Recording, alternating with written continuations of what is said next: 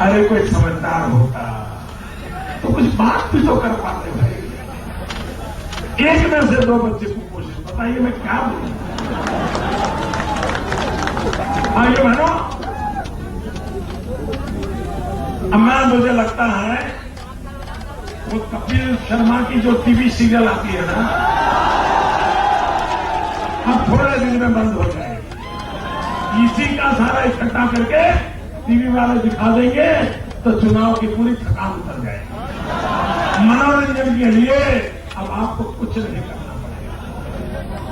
भाइयों बहनों, इस चुनाव में मैं साफ देता हूं, हिंदुस्तान में कई राज्य ऐसे होंगे जहां कांग्रेस का खाता नहीं खुलने वाला। हिंदुस्तान में एक भी राज्य ऐसा नहीं होगा जहां कांग्रेस 10 अंक को छू सके। एक भी राज्य कांग्रेस 10 अंक तक नहीं पहुंच पाएगी और अधिकतम राज्य 0 होंगे। और ये सपा बसपा ये कांग्रेस के ऑक्सीजन से चल रहे हैं और कांग्रेस इनके ऑक्सीजन से चल रहा है। ये लोग बिल्कुल आपको गुमराह कर रहे हैं। ये यहां कुश्ती का ढोंग करते हैं, ये दिल्ली में एक ही थाली में खाते हैं। ये यहां कुश्ती करते हैं, वहां दोस्ती करते हैं। ये लूटा हुआ माल को बांटने वाली टोली है। और इसलिए भाइयों बहनों, सपा हो बसपा हो कांग्रेस हो, कोई फर्क नहीं है, एक ही चट्टे बट्टे के लोग हैं। और इसलिए भाइयों बहनों, इन पे कोई भरोसा मत कीजिए। और ये समाजवादी पार्टी 4 हिस्सों में बंट चुकी है। समाजवादी पार्टी का चरित्र 4 हिस्सों में बंट गया है। एक बहुत ही छोटा है जो सिर्फ राम मनोहर लोहिया की तस्वीर में समा गया है, वो एक समाजवादी पार्टी। दूसरी उसमें से निकली है सुखवादी पार्टी। तीसरी निकली है स्त्री विरोधी पार्टी। चौथी उसमें से निकली है समाज विरोधी पार्टी। ये चारों कुनबे ये साइकिल लेके घूम रहे हैं। और उमा जी ने सही कहा, इलेक्शन कमीशन की कसौटी ये नहीं है कि गुजरात जैसे राज्य में शांति से मतदान हो। इलेक्शन कमीशन की कसौटी ये है कि बम बंदूक और पिस्तौल से लोगों को डराने वाले इलाकों में आप सच्चा मतदान कैसे करवाते हो।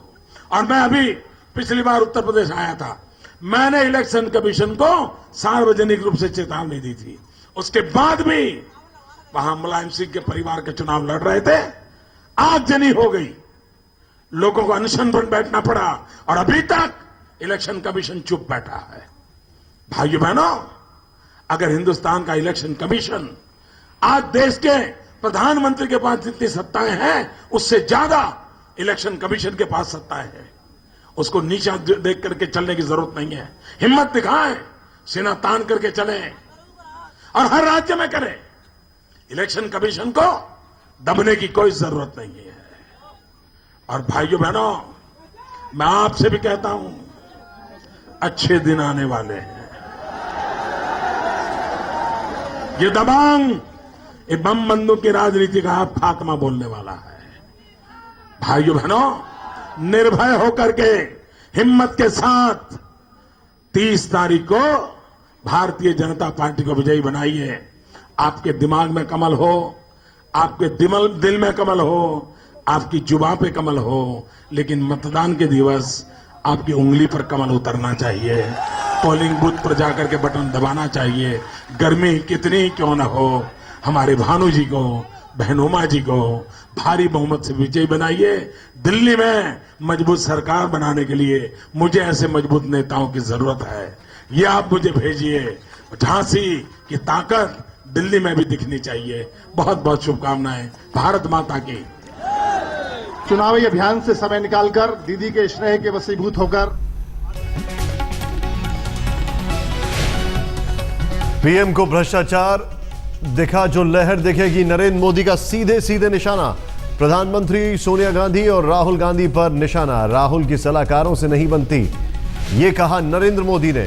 मोदी ने राहुल के भाषण को कॉमेडी कहा, बोला बहुत जल्दी आप कपिल शर्मा को भूल जाएंगे और ये यहां पर अपने आप कॉमेडी चलेगी, ये कहा नरेंद्र मोदी ने।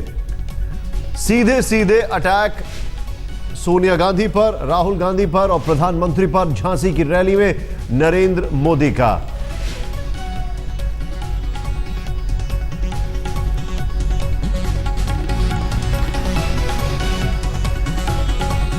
आइए दिखाते हैं कि नरेंद्र मोदी ने क्या कुछ कहा प्रधानमंत्री मनमोहन सिंह पर।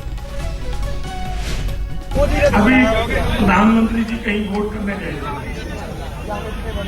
ये कांग्रेस पार्टी, कभी आपने ऐसी पार्टी देखी है कि जिसके प्रधानमंत्री चुनाव न लड़ते हो, जिसके मंत्री चुनाव न लड़ते हो, सारे भाग गए, कोई चुनाव लड़ते और प्रधानमंत्री जो होती है तो बड़े गजब के होते हैं। उनको पूछा जब मोदी की लहर है प्रधानमंत्री जी ने कहा मुझे मोदी की लहर नहीं दिखी। प्रधानमंत्री जी ने आपसे पूछा आप 10 साल से प्रधानमंत्री हैं, आपको कभी महंगाई भी दिखाई नहीं दी क्या? आपको कभी भ्रष्टाचार भी दिखाई दिया? सारे देश को मालूम है आपको कुछ नहीं दिखता, मां बेटे के सिवाय आपको कुछ नहीं दिखता, आपको नहीं दिखेगा।